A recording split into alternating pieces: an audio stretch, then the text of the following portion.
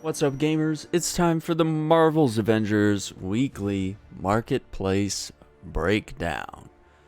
I'm Aaron Shack, and we're going to take a look at what's available here. It's Double Resources Weekend. The Ruskaya protocols are back. Some of the gear from this is alright. Thor the Dark World costume or outfit is available in the marketplace. We'll take an extensive look at that. There's also a new... Okay, so patch 2.3 had some serious issues this week, especially for PlayStation 5 players. I was completely unable to play the game for several days, but according to Crystal Dynamics, this latest little update that we downloaded just this afternoon should have the game in working condition. So yeah, this is the Thor the Dark World costume. I like it.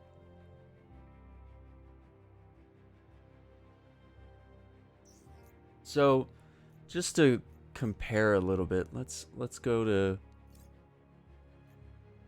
because a lot of people were trying to say that it's too similar to the one he wears in Endgame.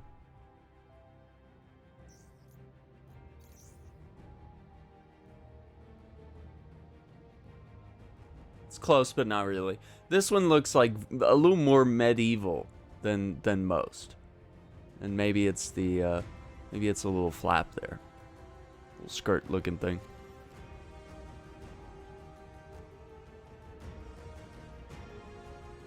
I actually really liked Thor Dark World, so this one's definitely a good one. I'll pick it up. And it looks like they're kind of using this as a week to showcase all of the Thor costumes, like the one he wore in Avengers. Of course, the Ragnarok one as well.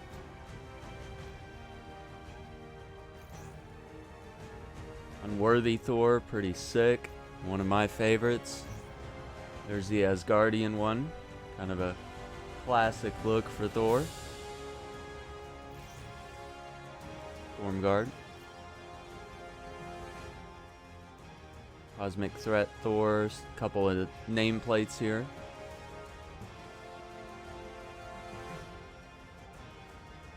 Pretty cool, right? Lots of really cool stuff. But anyway, as far as what is available here on the main page, we got the Infinity War Spider-Man still up. You got Superior Iron Man, the new vintage Captain America, Shadow Physics Black Panther, Iron Man from his first movie. You know, nothing else too groundbreaking here. But, you know, they're just kind of showcasing some of their best, some of their favorites, right? And, of course, the sale is still continuing. So, yeah, you are seeing things marked down to, like, half price. Especially this Infinity War Spider-Man. So, you might look at some of the MCU movie costumes and decide whether those are ones you want to pursue. It's unfortunate that they didn't mark down this week's costume. I don't see why not. Like, I don't see why they shouldn't. But let's do a quick test here, and I'll show you guys if the game actually works.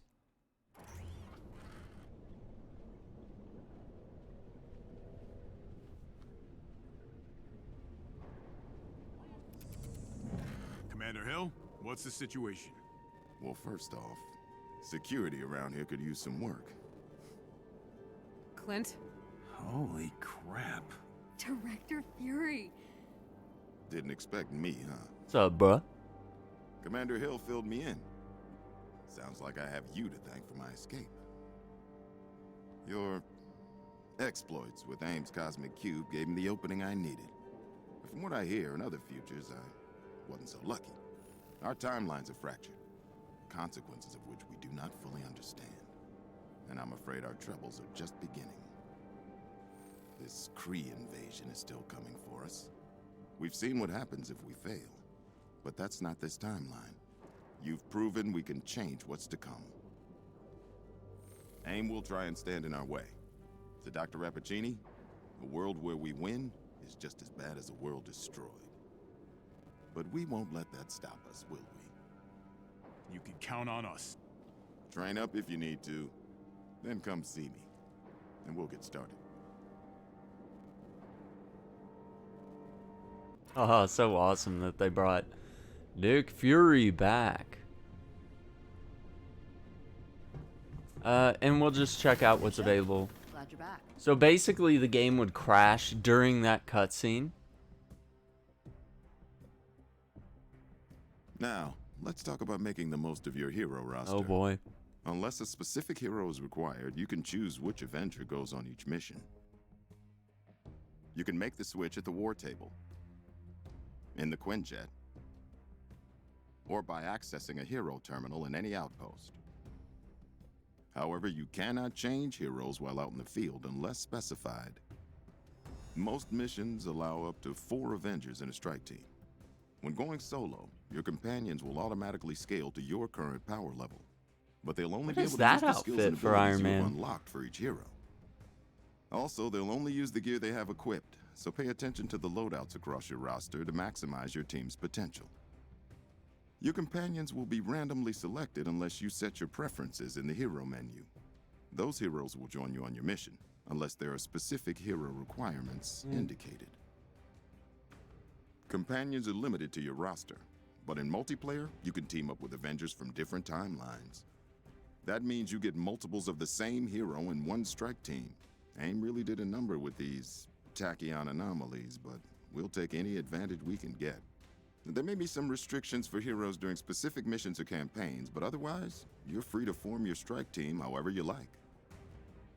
Let's get out there and kick some ass.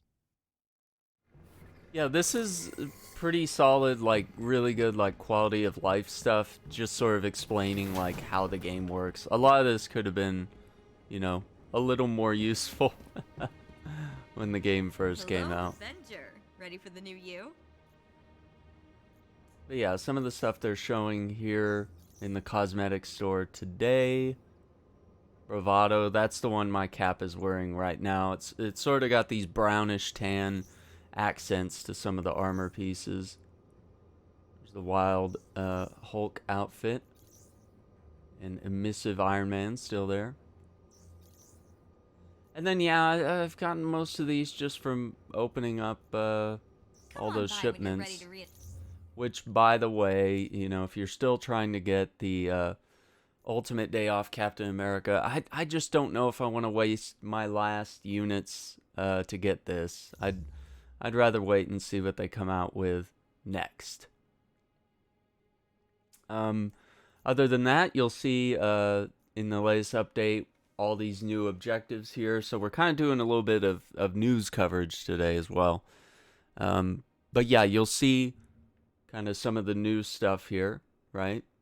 Talking to Nick Fury, they're kind of using him as sort of an a tutorial / onboarding for like new players and stuff. So a lot of this may not apply to people like me that have been playing this game for 2 years since launch, but like because the game is on Xbox Game Pass and it's, you know, new players are going to be picking it up at some point anyway. You know, it makes sense to have this quality of life update, plus just having a better onboarding process to help new players get into the game. Here you go. You have 4 different points during the raid that are going to drop gear at each point instead of dropping all the gear at the end of the raid. Now, we were having serious issues where someone was always crashing during the raid and we'd have to start over because we'd lose a player. We'd have someone get disconnected. So now we'll actually, you know, if we don't get the whole raid done, you know, we pretty much got to the final boss fight when we lost a player and we were like, dude, I'm not going to replay the whole raid. So yes, do they still need a join in progress feature for activities like the raid and the OLT and pretty much everything? Yes, absolutely. It's a core feature in any multiplayer game. But this is a big step forward in terms of quality of life. Just distributing rewards throughout the raid. That's literally every game that has raids in it has this. It's basic. OLT rewards are still there. The way vaults work, you don't even need keys anymore, which is kind of nice. And you can do like regular vaults. Sort of do this quest line here. Chance at getting really good gear. Sorry, I had a yawn there. And then kind of the same thing here. They're going to have elite villain sectors. And so you don't have to go to the terminal to pick those up anymore.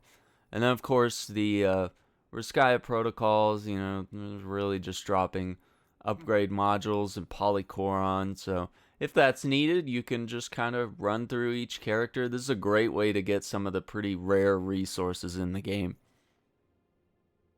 Gauntlet of Heroes is still there. And, they're making it more clear, as you can see here. They're letting you know, okay, you're getting Hive Mind set gear here. For this, you're getting very specific legendary quality power set here. For this, it's clearly Omega set, Discordant set gear, right? Technical power set with the vault. So they said they're kind of working on that and making sure that the gear we get from these items in the future, we'll know what type of mission type we need to grind if we want to get a certain type of gear. So that's cool. It'll definitely incentivize people to play certain activities and maybe play more than just, because at some point I was like, well, I'm just going to play OLTs and the raid, because it's like there's no other activity that drops exotic gear that I want or need. So if they're spreading it out and making it more useful, that's a good thing. Here, this is kind of just some tutorial stuff. Good ways to get XP and resources. There's a rare pattern. I mean, that should be fairly easy as well.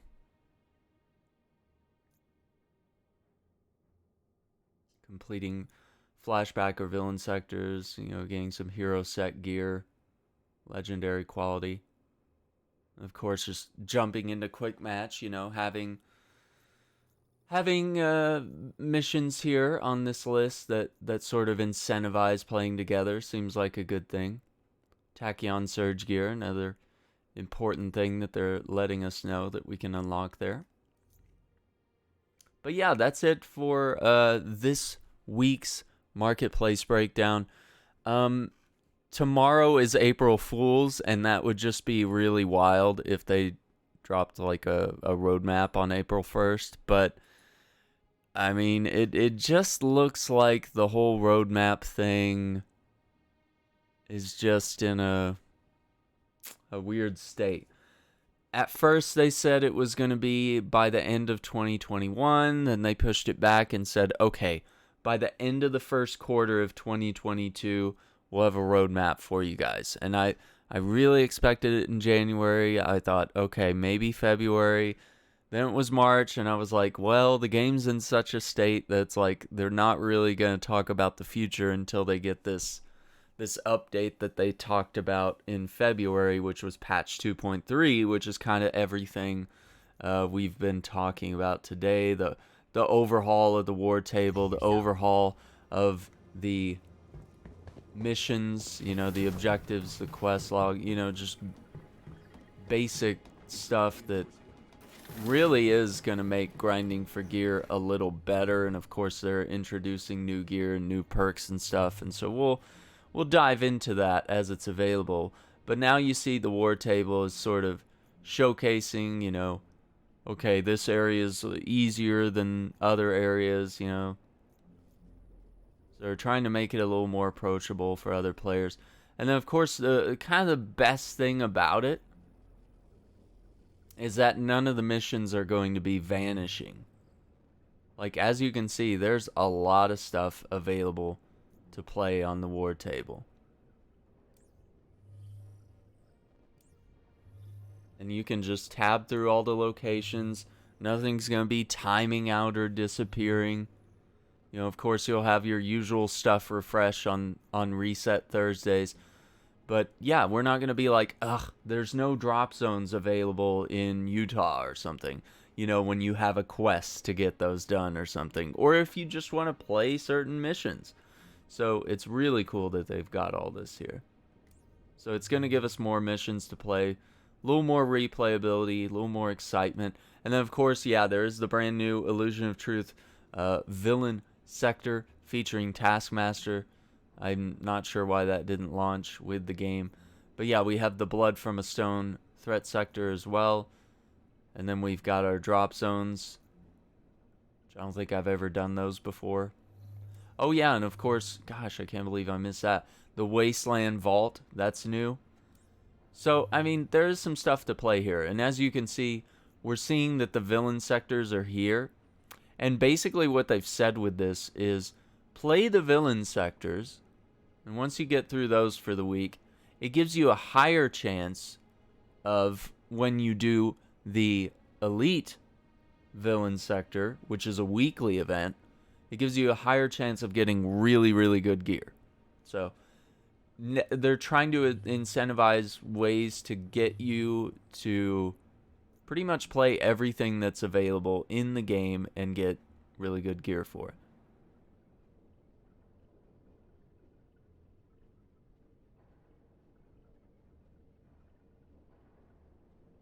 So there you go. So gamers, I want to thank you for watching. If you found this helpful and informative, give us a like. If you're enjoying the content, give us a like.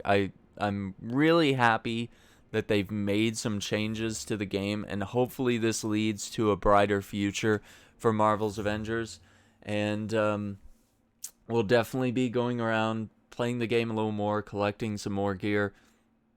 But I mean, honestly, until we get a roadmap and get an idea that this game's not going to die by the end of the year, I know they're just kind of teasing the Kree thing, and that's obviously, you know, sort of leading to a Captain Marvel thing, but what's in between here and there in terms of characters that we know that have been data mined and characters that they've sort of teased in the game and mentioned that are in the universe. You know, they've sort of mentioned that Brother Voodoo is in the universe, and Doctor Strange and Scarlet Witch. You know, they've sort of mentioned that they are here doing things. They've sort of mentioned that Captain Marvel exists in this universe and that Kamala idolizes her. So I mean, there's a lot of things going on, and hopefully it all leads to something. I'd like to see more content for this game, more story-based stuff, more characters, stuff like that. So, thank you gamers for watching. We'll see you on our next live stream of Marvel's Avengers. Take care and have a good one. Bye.